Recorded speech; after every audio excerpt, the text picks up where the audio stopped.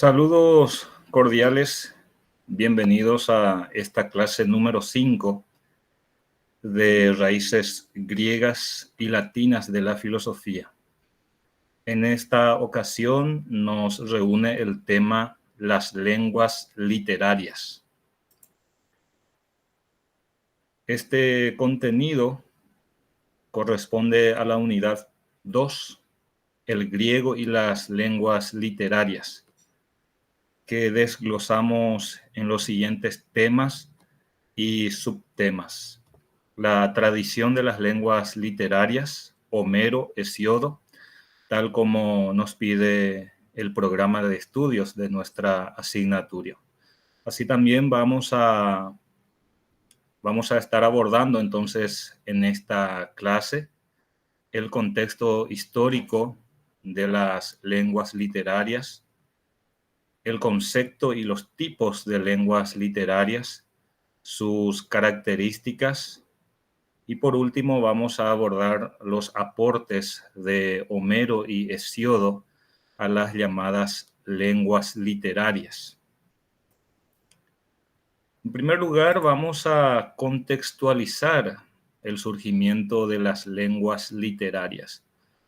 Y aquí les presento un esquema que ya habíamos visto en clases anteriores, donde se ilustra de una manera muy sintética, obviamente, la historia de la lengua griega. Y si tomamos un punto de partida, justamente iniciamos la larga historia de la lengua griega desde hace unos 5.000 años antes de Cristo, cuando encontramos a diversos pueblos indoeuropeos trayendo sus respectivas lenguas, introduciendo las mismas al continente europeo. Así tenemos un indoeuropeo primitivo alrededor de 5.000 años antes de Cristo. De ahí damos un salto de unos 2.000 años aproximadamente, entendiendo que en esos 2.000 años pueden ocurrir muchos fenómenos, cambios, evoluciones en una lengua, y encontramos la lengua llamada como indoeuropeo III, que también podemos definir como el proto-griego. Es decir, es la lengua de la que surgirá el griego y también otras lenguas. Y este proto-griego comienza a hablarse entonces al norte del Mar Negro y al sur de los Cárpatos en el 3.000 años antes de Cristo. Dando nuevamente un salto importante de unos 1.000 años, encontramos entonces aquí ya en el 2000 antes de Cristo, encontramos entonces ya el llamado griego común. Este griego común, digamos, coincide más o menos con el apogeo ya de la civilización minoica, pero en Creta, entendiendo que en el territorio griego continental aún no tenemos la presencia de una civilización como tal. Entonces, de este griego común, posteriormente se desprenden dos ramas importantes que vienen a ser el griego oriental y también el llamado griego occidental o el griego de los dorios. Justamente entonces en el segundo milenio nosotros encontramos la introducción de ese griego oriental a Grecia continental, proveniente desde el norte. Ahora bien, la otra rama del llamado griego común, que había surgido poco antes del 2000 antes de Cristo, y en donde ya se observaban ciertas diferencias entre el griego oriental y el griego occidental. Bueno, el griego occidental entonces tardará más en introducirse en el territorio griego propiamente dicho, y esto ocurre alrededor de 1200 antes de Cristo. Entonces ingresa el dialecto dorio o los dialectos dorios en este caso, en, en la Grecia continental. Y justamente la entrada de los dorios a la Grecia continental, los dorios también son griegos, evidentemente, genera un cambio sumamente importante en, en la civilización que se estaba desarrollando en ese momento en la Grecia continental, la llamada civilización micénica, que inclusive termina, digamos, desapareciendo en el 1100 antes de Cristo. No sin antes, evidentemente, no sin antes sentir los efectos de esta invasión de los dorios, puesto que la invasión de los dorios genera, como les dije, un cambio político, cultural y económico muy importante, puesto que varias regiones se ven aisladas unas de otras en la Grecia continental. Y de ahí pasamos a la llamada Edad Oscura, como estuvimos viendo también en clases anteriores, que va entre el 1100 y el 750 antes de Cristo. Es decir, desde los albores del primer milenio. Y en el primer milenio encontramos que el griego comienza a dividirse en varios dialectos, tanto el griego oriental, que se había introducido ya en el segundo milenio antes de Cristo, como el griego occidental, que se introduce ya a finales de ese segundo milenio. También se divide en dialectos, como les dije, producto justamente de esos cambios políticos y culturales que se dieron con las invasiones de los dorios. Y así fueron surgiendo los llamados dialectos griegos, como por ejemplo el dialecto jónico-ático, posteriormente conocido ya como el dialecto clásico, que tiene una vigencia desde el siglo IX antes de Cristo.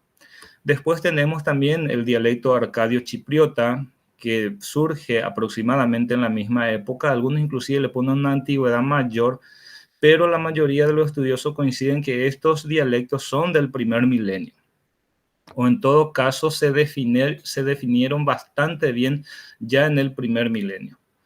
Pudieron de repente tener sus bases en siglos anteriores, pero ya en los primeros siglos del primer milenio encontramos ya estos dialectos bien definidos, y cada uno de estos dialectos, tal como vimos en la clase anterior, también se hablaba en ciertas regiones bien específicas que les había mostrado en los diversos mapas de la clase anterior. Entonces, este arcadio chipriota tiene una vigencia aproximadamente hasta el 300 a.C.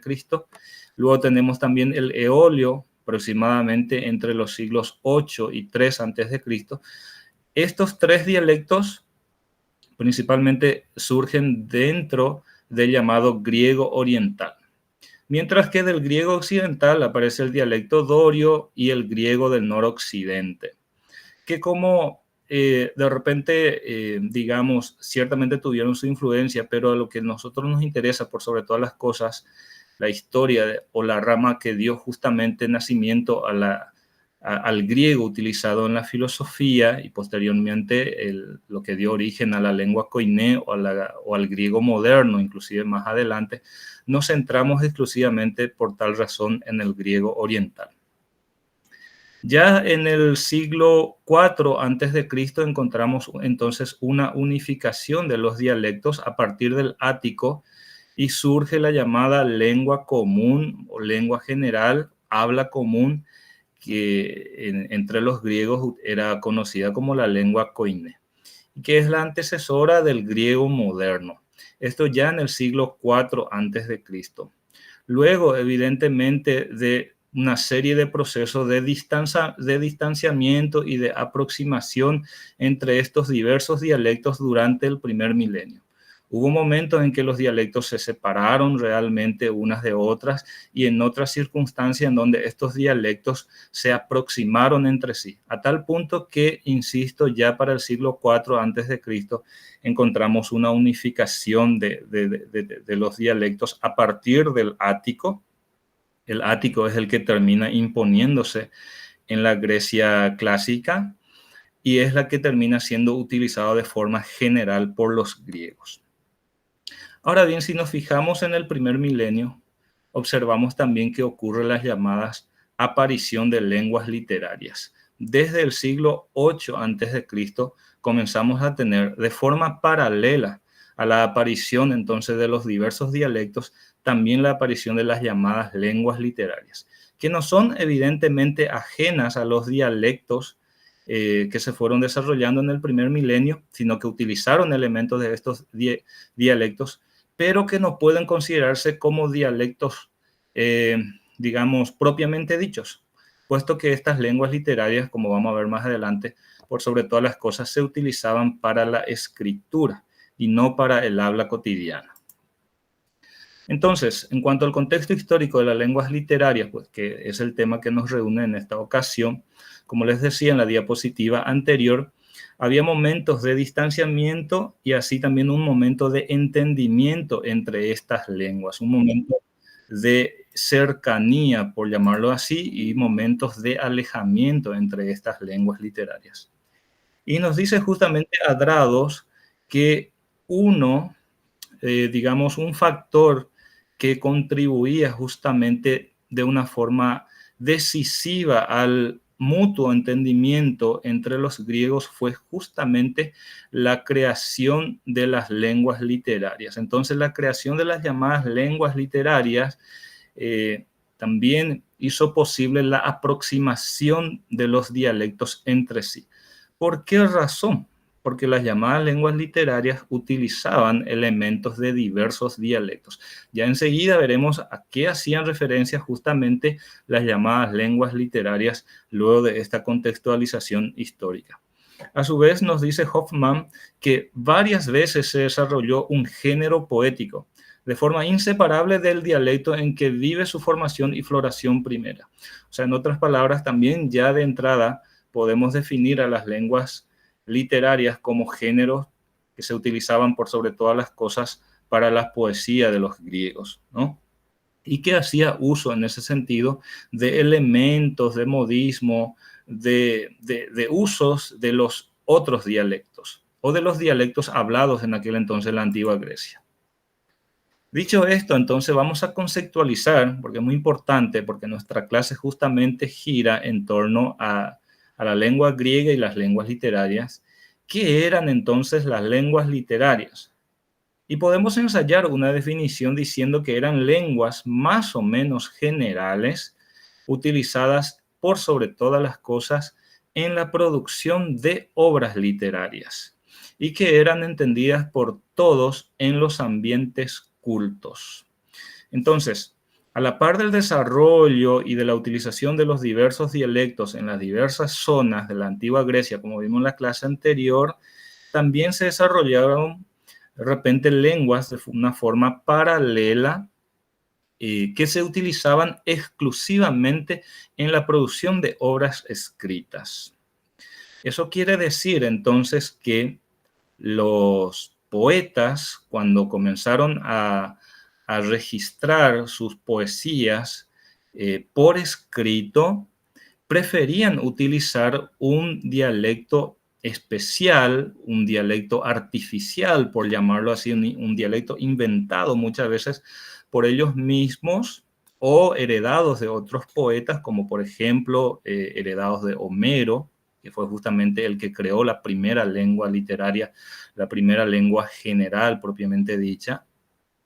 Entonces, cuando se trataba, insisto, de registrar o de escribir estas poesías, preferían hacerlo en las llamadas lenguas literarias. Ahora, el concepto de lenguas literarias también va cambiando con el tiempo y lo que nosotros estamos observando aquí, por sobre todas las cosas, hace referencia a las lenguas literarias en sus inicios. Entonces, en sus inicios, evidentemente, estas lenguas literarias eran utilizadas de una forma exclusiva para la elaboración de las obras literarias y por muchos siglos solamente se utilizaba para la producción de obras literarias. O sea que estos poetas, para el habla cotidiana y todos los demás griegos, utilizaban sus respectivos dialectos para conversar, para comercializar, etcétera, ¿no? Pero cuando se trataba de escribir, y por sobre todas las cosas, de escribir asuntos importantes o digamos, asuntos profundos, se utilizaban las llamadas lenguas literarias. y que al principio solamente era entendido en ambientes cultos, solamente en ambientes cultos, de repente por otros poetas o otros pensadores.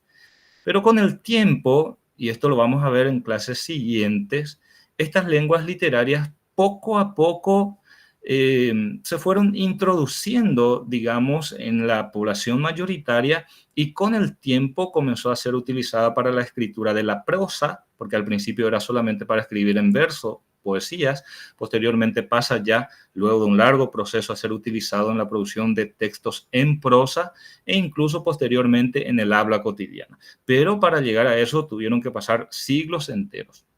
Entonces, para ir avanzando, tenemos que las lenguas literarias, al menos en principio, eran lenguas más o menos generales, más o menos extendidas, que se utilizaban exclusivamente para producir obras literarias.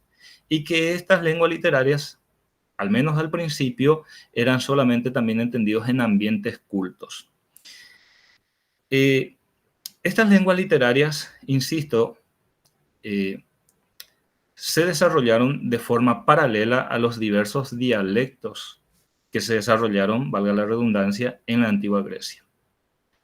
Pero no era un dialecto distinto en el sentido de que era un dialecto el cual podían utilizar otra vez de una forma totalmente independiente de los otros dialectos. No, al contrario. Estas lenguas literarias utilizaban, insisto, elementos de los dialectos ya existentes. Ahora, había una mezcla interesante. En primer lugar, mezcla de diversos dialectos en una misma obra literaria.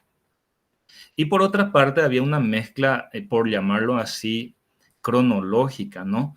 O sea, que en el sentido de que en una misma obra, supongamos, se utilizaba el dialecto jónico, nada más para dar un ejemplo, y en esa misma obra aparecía un jónico antiguo y un jónico de aquella época de la escritura, un jónico moderno, llamémosles así. O sea que era una mezcla interesante, por un lado, de diversos dialectos y también la utilización de ciertos rasgos dentro de un mismo dialecto, pero utilizando modismos de repente de épocas anteriores. ¿Cómo clasificamos estas llamadas lenguas literarias? El día de hoy nosotros nos reúne por sobre todas las cosas la primera clasificación, la llamada lenguas poéticas generales. Entre estas lenguas poéticas generales encontramos la lengua homérica. ¿Y por qué hablamos de una lengua homérica como algo bien específico? Porque Homero justamente creó una variante, digamos, bien particular que utilizó para escribir sus famosas obras de la Ilíada y la Odisea. Es decir, él utilizó un dialecto, llamarlo así, una lengua homérica bien específica, pero más adelante veremos eso utilizando también elementos de dialectos ya existentes. Entre estas lenguas poéticas generales también está la llamada la lengua de la elegía, que era una lengua utilizada justamente para componer poesías en la que se lamentaba la muerte de una persona o un suceso infortunado. Por otra parte, también existía la lengua de la lírica coral, que era un tipo de poesía representada entonces por un coro, generalmente en los teatros, recordando justamente que el teatro es uno de los legados de los griegos. Entonces, existían las llamadas lenguas poéticas generales, las lenguas poéticas particulares, como por ejemplo el dialecto jonio, el lesbio y otros que se utilizaban para escribir también poesías. Y más adelante aparecen las llamadas lenguas literarias de la prosa, no de poesía, sino de prosa, ¿no? En el sentido aparece el jonio, que casi se convierte en una lengua general, y el ático, que es el que se convierte después en la lengua general llamada koiné. Recordando, koiné viene a ser entonces la lengua general de los griegos desde el siglo IV a.C., producto justamente de esa aproximación de los dialectos. Los diversos dialectos ajenos al ático fueron, digamos, relegados en una segunda instancia y se impuso la llamada lengua general o habla general o koiné. Pero eso dejemos para más adelante, porque como les decía, por sobre todas las cosas, hoy a nosotros nos reúnen la primera etapa de las lenguas literarias, que son lenguas utilizadas por sobre todas las cosas y al principio con exclusividad para la escritura de obras literarias y que en un principio también era entendido en ambientes cultos para posteriormente generalizarse su uso.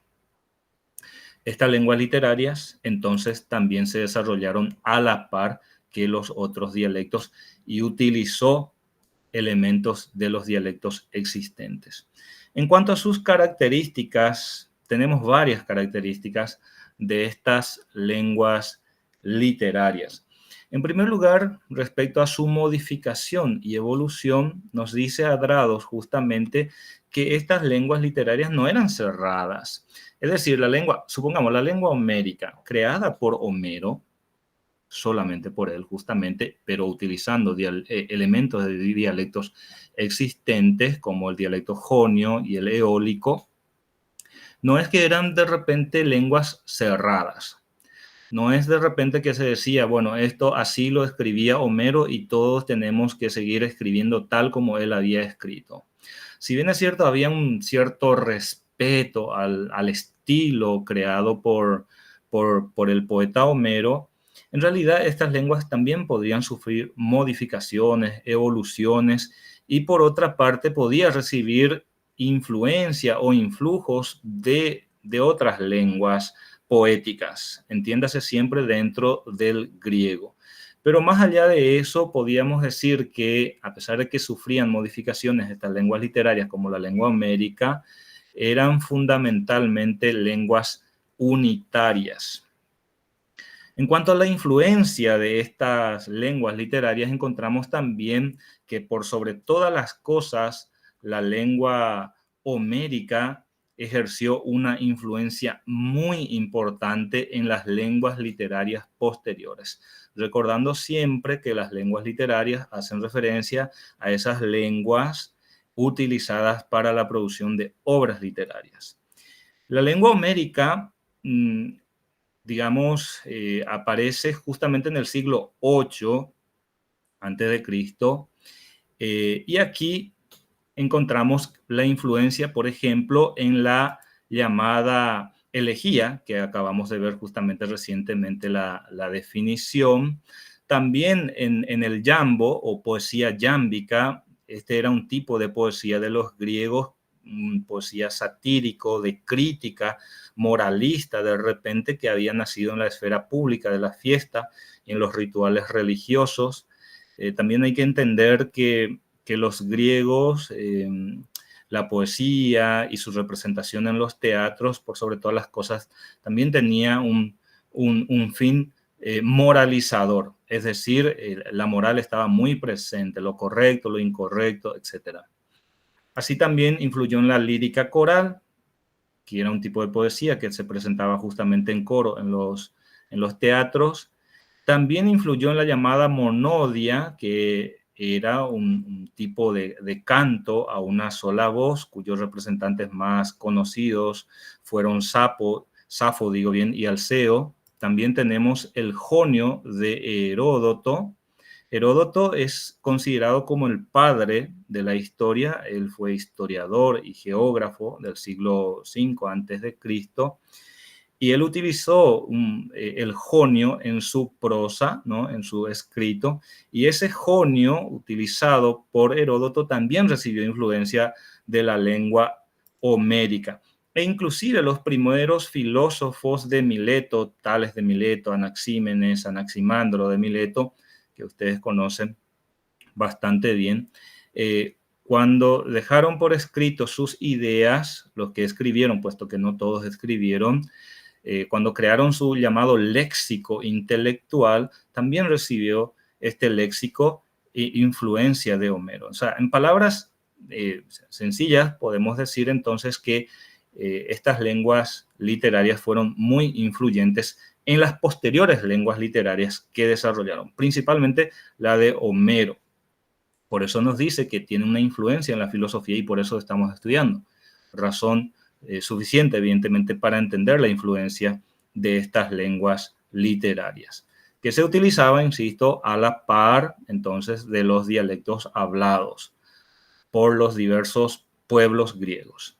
Incluso los pensadores jonios bebieron, nos dice Adrados, para crear su léxico intelectual de Homero. Y cuando hace referencia a pensadores jonios, está haciendo referencia a los pensadores de Mileto.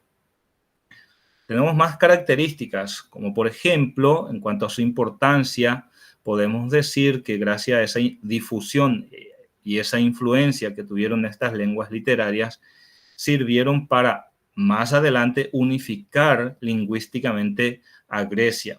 Tal es así que en el siglo IV a.C. tenemos ya una lengua unificada entre los griegos.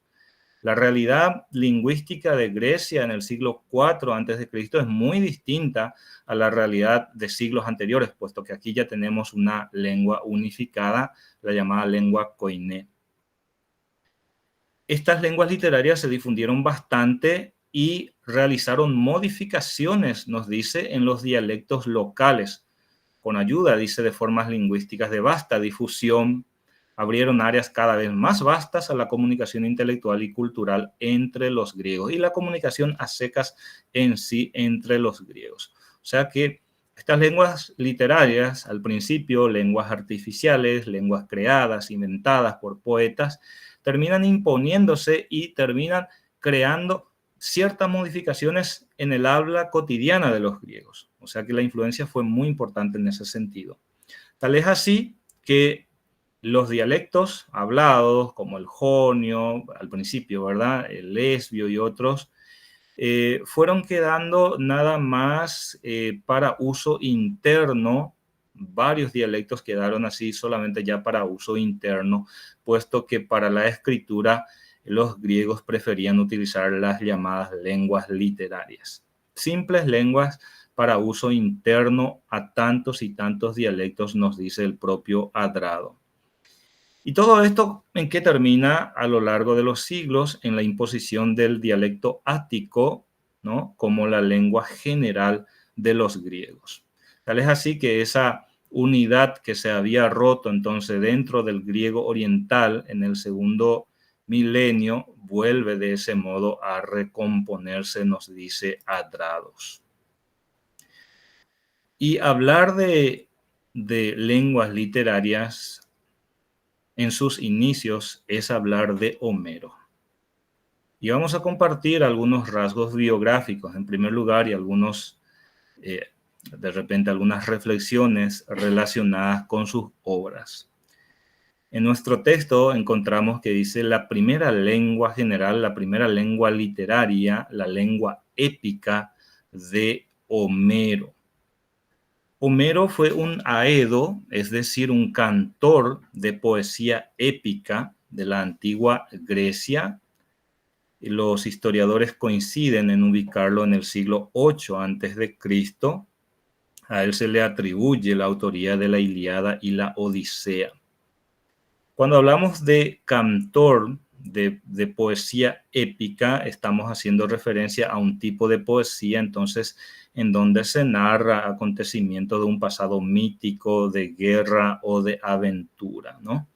En ese sentido, la Ilíada fue una de las obras de más renombre y juntamente con la Odisea son las obras más conocidas de Homero. Hay otras que se le atribuyen, como por ejemplo los llamados himnos homéricos, pero por sobre todas las cosas se lo conoce a él por estas dos obras.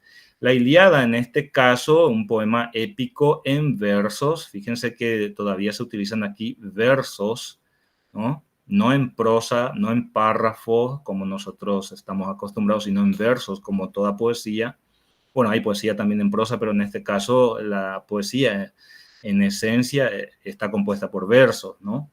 Entonces, en la Ilíada relata lo ocurrido durante los 51 días del último año de la guerra de Troya, especialmente en lo relacionado con Aquiles. Aquí nosotros encontramos también que la guerra de Troya es un evento que los historiadores buscan ubicar de repente y precisar su ubicación temporal, también geográfica. No hay un consenso generalizado sobre si fue un acontecimiento, digamos, realmente histórico o si todo obedece a un mito que se fue transmitiendo de generación a generación y que con el tiempo Homero terminó escribiendo.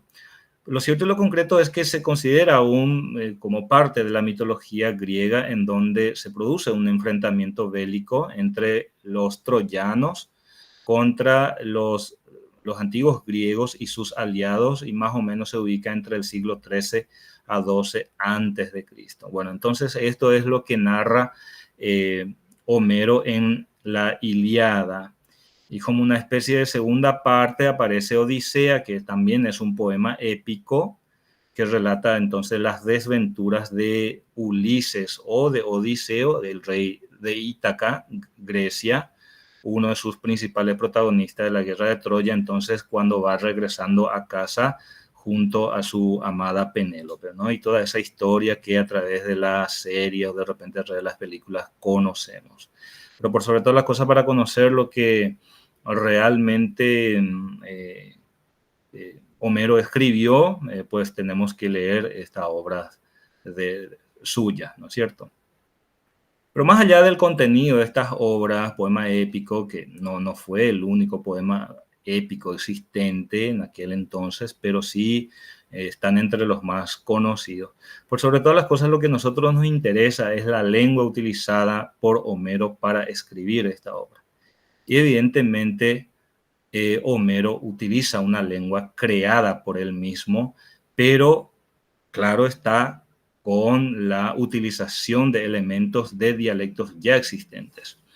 Lo cierto y lo concreto es que en cuanto a su surgimiento, la lengua homérica o la lengua de Homero surge en el siglo VIII a.C., fue muy rápidamente conocida e incluso imitada en todo el mundo griego, nos dice Adrados. Ya tenemos la primera lengua literaria entonces desde el siglo VIII antes de Cristo. Y también encontramos que esta lengua homérica era una lengua resultante de la mezcla de los dialectos eólico y dialecto jónico. Por eso es que nos habla justamente Hoffman y otros de que en Asia Menor surge de una mezcla de elementos eólicos y jónicos la llamada lengua homérica o lengua épica, que tuvo su influencia hasta la época bizantina inclusive. Y como habíamos dicho ya al principio, esta lengua homérica, esta lengua literaria de Homero, era una lengua artificial, una lengua creada por él. No era el dialecto exacto de ningún lugar, pero sí utilizaba elementos de dialectos ya existentes. Muy interesante en ese sentido esa innovación que realiza Homero al escribir sus dos importantes obras. Esto en cuanto a su surgimiento, dónde surge y cómo va creciendo esta lengua homérica. Esta lengua homérica, como pueden observar en el pequeño mapa que tienen aquí en pantalla, probablemente surgió en la región de Esmirna, en Asia Menor, en la región de Jonia, donde convivían justamente esos dos dialectos, el dialecto eolio y el dialecto jonio, que eran literariamente entonces conocidas y aceptables. Entonces esto podría ser de repente la ubicación geográfica del surgimiento y desarrollo o crecimiento de la lengua homérica. Ahora, ¿cuál fue la influencia de Homero o de su lengua propiamente dicha en este caso? ¿Y cuál era el uso o la utilidad que le daban a esta lengua homérica? Y esto encontramos también en nuestro texto en Adrados, que nos dice lo siguiente, que en todo el mundo griego, de una forma muy rápida, desde el siglo VIII a.C., los dialectos locales, es decir, los dialectos hablados por los diversos pueblos griegos, eran abandonados cuando se trataba de escribir. Es decir, en el habla cotidiana se utilizaba el dialecto de la región, el dialecto de ese pueblo, pero cuando se trataba de escribir, se utilizaba la lengua homérica. al principio, ¿no? Esto va cambiando después. Y por sobre todas las cosas para describir temas elevados, temas míticos o temas filosóficos. Entonces se dejaba de lado ese dialecto local y se utilizaba esta lengua homérica, esta lengua literaria, una lengua artificial y que con el tiempo rápidamente se convierte en una lengua tradicional y muy prestigiosa. Ahora, lo interesante también, como les decía, esta lengua homérica era producto, como era resultante de la utilización de elementos de diversos dialectos. Tal es así que cada dialecto, incluyendo los dorios, que en cierto sentido tienen un alejamiento cultural de los dialectos del griego oriental, puesto que ellos, constituyen una ramificación del griego occidental. Incluidos los dorios, entonces encontraban de repente elementos dorios en la lengua homérica. Y no solamente esto, y por sobre todas las cosas encontraban elementos del dialecto jonio, del dialecto, eolio, que pueden observar, por ejemplo, en las diapositivas de la clase anterior, en qué regiones se hablaban. Entonces, toda esta mezcla interesante, bien craneada, bien pensada, obviamente, termina creando una lengua muy atractiva, que al mismo tiempo era una lengua próxima porque uno se identificaba con ciertos elementos de esa lengua y en otras circunstancias se volvía una lengua lejana de una forma casi inmediata. A lo mejor en un verso encontrás algo con el cual te identificas bastante y en otro verso que termina de repente confundiéndote bastante. También se volvía inteligible, pero también oscura, como esas lenguas religiosas y las lenguas literarias en general. Pero aquí exclusivamente hablando de la lengua homérica. Esto en cuanto a los usos, ¿no?, que se le daba a la lengua homérica para describir temas elevados, míticos o filosóficos, y por otra parte en cuanto a sus características, ¿no? Por eso nos dice Adrado justamente que Homero constituye un momento clave, un hito en la historia, solemos decir también nosotros, divisorio en la evolución de la épica griega. En la poesía épica griega hay un antes y un después de Homero. ¿Por qué razón? Porque aquí alcanza la forma escrita, la poesía épica alcanza la forma escrita y produce grandes poemas de corte dramático en la lengua que hemos estudiado, en este caso la lengua homérica.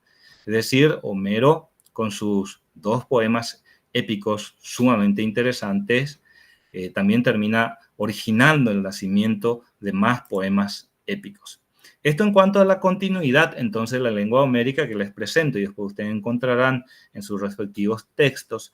Fíjense que después de Homero, incluyendo todavía dentro del periodo arcaico y el periodo clásico, hay una continuación de la llamada poesía hexamétrica.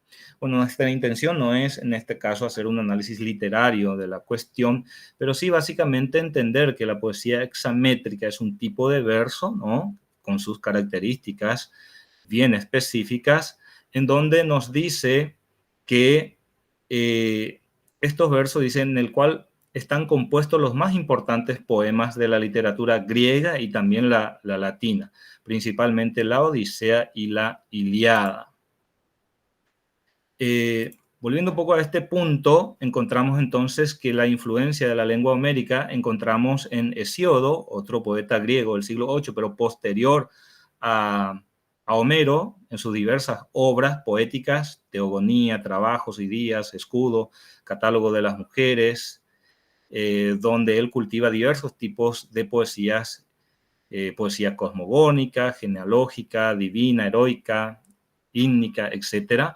Después encontramos también influencia más adelante, ya entre los siglos 7 y 5, cantos ciprios, Etiópida, Pequeña Ilíada. Encontramos entonces varias obras que siguen la misma lógica, el mismo estilo de Homero, con sus aportes respectivos. Después, a partir del siglo VII, los llamados himnos homéricos, atribuidos a Homero, aunque eso se discute bastante. Lo cierto y lo concreto es que los himnos homéricos también reciben la influencia de Homero. Y más adelante, inclusive, filósofos que también escribieron poesía cosmogónica, como por ejemplo Genófanes, Parménides y Empédocles, también ellos recibieron la influencia de la lengua homérica. No necesariamente significa que siguieron un esquema idéntico a Homero, pero sí recibieron la influencia de este tipo de escritura.